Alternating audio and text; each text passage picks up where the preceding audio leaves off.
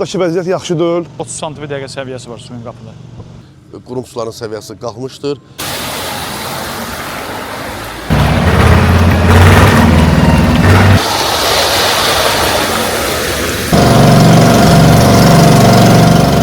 Zərdab rayonunda yağan leysan xarakterli güclü yağış bir sıra ərazilərdə ciddi fəsadlar törədib.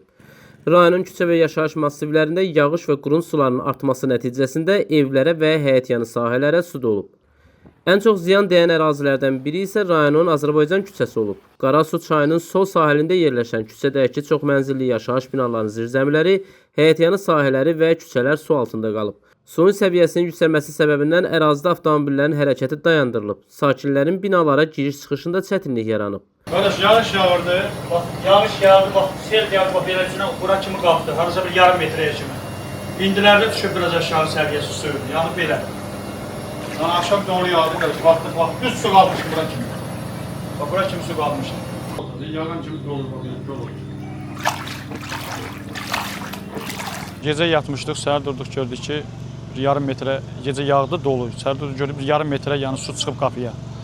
Yəni fövqəladə hallarında işçilər gəldi, bir köməkdarlığını bildi və biraz suyun səviyyəsi düşüb aşağı. Yəni belə giriş-çıxış belə evə yaxşı deyil də, yəni bir çəkmə ilə girib çıxırıq beləncə. Vəziyyət qapı baca da biraz batıb eləyib, yəni biraz maddi ziyan deyək də bizə, elə demək olar ki. Leysan yağışlarının yaratdığı problemlər qumlu yaşayış massivində və rayonun digər küçə və prospektlərində də müşahidə olunub. Fərdi yaşayış evlərinin həyətlərinə, zirzəmilərinə və yardımçı tikililərə su dolub. Sakinlərin sözlərinə görə, yağan intensiv yağışlarla yanaşı qurun sularının qalxması da vəziyyəti daha da çətinləşdirib. Hazırda ərazidə suyun çəkilməsi və fəsadların aradan qaldırılması istiqamətində işlər davam etdirilir.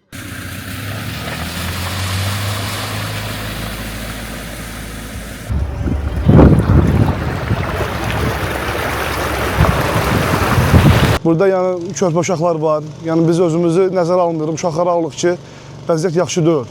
Xahiş edirəm, aidiyyatı orqanlar, bilirəm, eləyirlər, amma daha yaxından, daha operativ nəzarət eləsinlər bizim işimizə. Bu cəmiyyəti nəzərə alsınlar. Burada insanlar ya bir nəfər yaşamır, 10 nəfər yaşamır. Burada minlərlə insan yaşayır. Aidiyyatı qurumdan DNAS TV bildirilib ki, su basmasına məruz qalan ərazilərdə tədbirlər mütəmadi olaraq davam etdiriləcək. Şiddətli yağan yağışlar nəticəsində ərazidə yağış suyunun səviyyəsi artmışdır. Ərazidə hərəkət demək olar məhdudlaşdırılmışdır.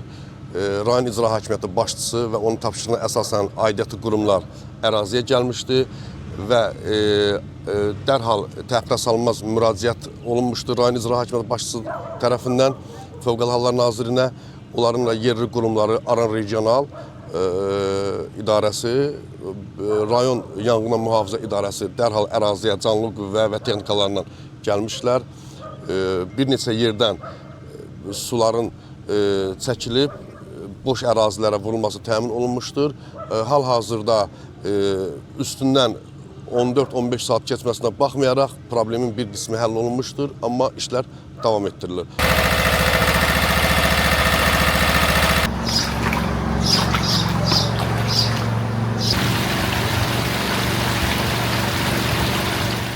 Nizami Rəsulov, Aqil Əsədov xüsusi olaraq DNAS TV üçün.